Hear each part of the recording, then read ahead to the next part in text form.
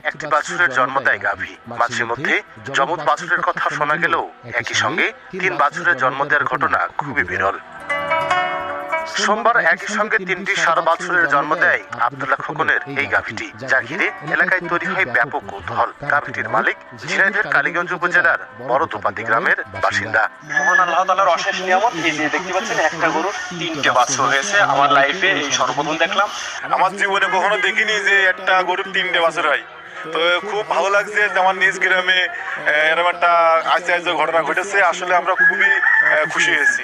আমরা মহেশপুর থেকে আসলাম, এসে শুনলাম যে একটা গাভীর 3টে বাছুর হয়েছে। সেটা আমরা বন্ধু নিয়ে একসাথে এসে দেখলাম। একটি গাভীর পেট থেকে একসঙ্গে 3টি বাছুর পেয়ে আনন্দিত গাভী পালক। আমি 18,000 টাকা দিয়ে গরু কিনছি আজ 3 বছর আগে। আমার বাসায় আসার পরে একটা বাছুর হয়েছে, দ্বিতীয়বার যে 2টা বাছুর হয়, তৃতীয়বার এসে আপনার 3টা বাছুর হয়।